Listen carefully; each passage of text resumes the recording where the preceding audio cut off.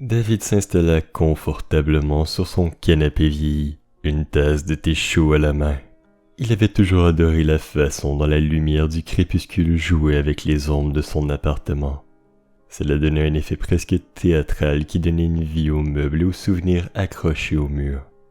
Vivant dans cet appartement depuis ce qui lui semblait être une éternité, il ne pouvait nier qu'il s'y sentait en sécurité. Mais ces derniers temps, quelque chose avait changé. Il avait commencé par remarquer des petits détails, des choses presque imperceptibles. Une tasse de café qui se déplaçait sur la table basse.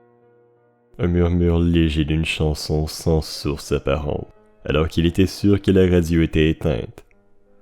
Un souffle froid qui traversait la pièce, même lorsque toutes les fenêtres étaient fermées. Au début, David a essayé d'ignorer ces incidents, les attribuant à la fatigue ou même à l'oubli. Mais ces anomalies devinrent de plus en plus difficiles à négliger. Son reflet dans le miroir semblait parfois hésiter, comme s'il n'était pas tout à fait synchronisé avec lui-même. Les photos accrochées au mur semblaient changer. Les visages souriants de ses amis et de sa famille prenaient des expressions confuses. Le clou du spectacle fut quand il entendit des pas dans son salon, des pas lourds arrêtés, comme si quelqu'un hésitait à avancer. David se redressa, son cœur battant la chamade. Il connaissait chaque bruit de cet appartement. Le grincement du plancher près de la fenêtre, le bourdonnement du réfrigérateur en fond sonore. Ces pas n'avaient rien de naturel. Poussé par un mélange de peur et de curiosité, David se leva et marcha vers l'endroit d'où provenaient les bruits. Il fouilla chaque recoin de son salon, chaque cachette possible, mais il n'y avait personne, rien. Perturbé mais toujours rationnel, il s'est dit qu'il pourrait y avoir une explication logique à tout cela. Peut-être étaient-ce des voisins bruyants, ou même des problèmes de plomberie, qui sait. Ouais, c'était sûrement ça, mais au plus profond de lui, une voix insistante lui murmurait qu'il se trompait. Quelque chose n'allait pas, quelque chose d'étrange et d'inexplicable. David se tenait dans le pénombre, son regard fixé sur la vieille horloge murale dont les aiguilles indiquaient minuit. Il avait pris une décision. Il allait mener une enquête nocturne pour essayer de découvrir la cause des phénomènes étranges qui se déroulaient dans son appartement. Une caméra vidéo était posée sur la table, prête à capturer le moindre mouvement anormal. Après avoir vérifié plusieurs fois que la caméra était bien en marche, David se positionna dans le salon, essayant de calmer sa respiration. Les minutes s'étiraient comme des heures, chaque tic-tac de l'horloge amplifié jusqu'à ce qu'il résonne comme un tambour dans sa tête. Puis cela arriva, un chuchotement, si bas qu'il aurait pu être le vent, si seulement les fenêtres avaient été ouvertes. Le son semblait provenir de la chambre. Avec une hésitation palpable, David avança à pas feutrés, chaque fibre de son être lui criant de faire demi-tour. Mais il devait savoir. Il devait comprendre. Il poussa lentement la porte de la chambre. Le grincement du bois sur les charnières semblait étonnamment fort dans le silence.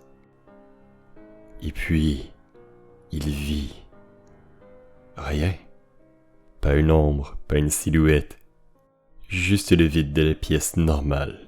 Déconcerté, David retourna vers la caméra, la vision nocturne illuminant son visage tendu. Pourtant, en passant près de son lit, il remarqua quelque chose qui lui glaça le sang. L'oreiller était légèrement foncé, comme si quelqu'un venait tout juste de s'en servir. David se sentait comme s'il avait été plongé dans un océan d'incertitude, incapable de distinguer la réalité de l'irréel. Mais une chose était claire, il n'était pas seul dans cet appartement. Ou plutôt, quelque chose partageait son espace, invisible mais indéniablement présent. Il attrapa la caméra et l'arrêta, un sentiment de malaise s'installant en lui. Son propre chez lui, son refuge n'était plus un lieu sûr. Il se sentait maintenant comme un intrus dans ce qui était autrefois son sanctuaire. Les questions tournaient en boucle dans sa tête, mais les réponses demeuraient insaisissables.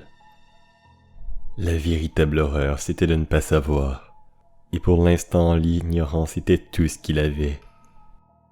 Les nuits sans sommeil s'étaient accumulées, et David commençait à être au bout.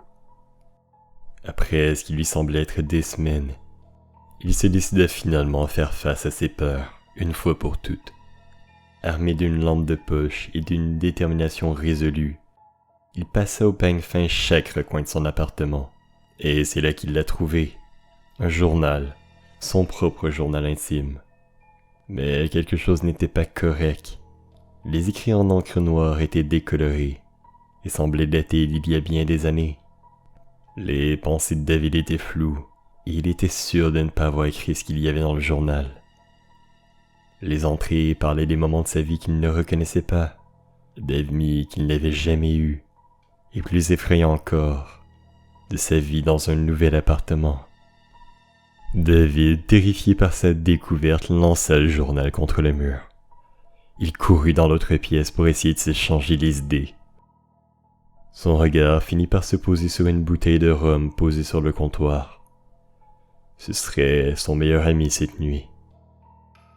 David finit par s'endormir, la bouteille à moitié pleine à côté de lui. À son réveil, il le vit, encore une fois. David essayait de se tenir à l'écart, silencieux, les yeux rivés sur le nouveau venu de son appartement. Chaque soir, chaque minute, il se sentait de plus en plus envahi, de plus en plus déconnecté de son propre chez-soi. La silhouette devenait de plus en plus tangible, presque réelle, comme si cette dernière gagnait en substance à chaque nouvelle apparition.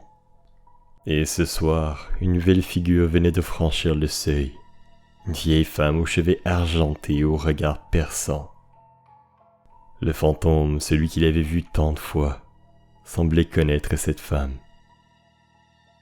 Il se tenait à une distance respectueuse, tandis que la vieille femme avançait dans le salon. Cette dernière semblait à l'aise, comme si elle était en terrain familier. David, pour sa part, ne pouvait qu'observer et crier, mais ses paroles semblaient tomber dans les oreilles d'un sourd.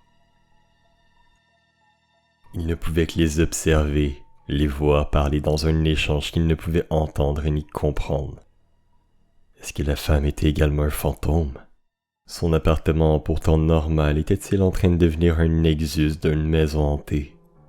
L'étrange femme se mit à murmurer, levant les bras, comme si elle effectuait une sorte de rituel. Le fantôme observait attentivement, hochant la tête de temps en temps. Le plus inquiétant, c'était leur aisance. Cette dernière murmurait des paroles qu'elle semblait avoir dites des milliers de fois dans sa vie. David se sentait de plus en plus marginalisé dans son propre appartement. Il tenta de les toucher, leur lancer des objets, les inciter à partir, mais elle ne pouvait clairement pas l'entendre, et tout objet que David lançait passait simplement au travers d'eux. Après ce qui semblait être une éternité pour David, la vieille femme baissa les bras et échangea un dernier regard avec le fantôme. Cette dernière sortit avec un sourire en coin, et le jeune fantôme sortit également avec elle. David se tenait isolé dans l'obscurité du coin de la pièce, le regard lourd, fixant la porte par laquelle les fantômes venaient de partir. Ce n'était pas simplement l'étrangeté de voir ce fantôme entrer et sortir à sa guise qui le mettait dans ses états. Non, c'était bien plus écrasant que ça. Une tristesse abyssale commençait à s'installer en lui. Un vertige spirituel qui semblait vouloir effacer chaque parcelle de son être, comme si son essence même commençait à se déliter. Et c'est alors que ça commença. David, comme frappé par une douche froide, commençait à se souvenir. Des images floues commençèrent à déferler devant ses yeux, renversant les barrières du temps et de l'oubli. Il se revit jeune, vivant dans un monde tout autre, un monde de chapeaux et de gants, de voitures qui grondaient en émettant des fumées d'échappement, de téléphones à manivelle et de conversations interminables sur des fils de cuivre. Et dans ce monde, il y avait Élise, sa femme. Oh, comme cette dernière avait une beauté à vous couper le souffle. un visage qu'il avait chéri plus que tout. Sa mort tragique en 1920 était un abîme sans fin. Et cet abîme engloutissait maintenant chaque fragment de bonheur qu'il avait pu connaître. La douleur, le désespoir et une solitude insondable. Toute la tristesse ressurgit, lui déchirant le cœur de manière insupportable. Et c'est là que David comprit. La vérité éclata dans son esprit comme un glas funèbre. Il n'était pas, ou du moins il n'était plus, le locataire de cet appartement. Non, il n'était même plus un occupant de cette réalité. Il était un écho, la dernière trace d'un homme qui avait vécu et aimé dans un monde disparu à jamais. Il était le spectre qui hantait ses murs, qui hantait ses propres souvenirs. Le jeune homme n'était pas l'intrus. David était le fantôme, une ombre silencieuse prisonnière d'une existence qu'il ne pouvait ni toucher, ni changer, ni même quitter.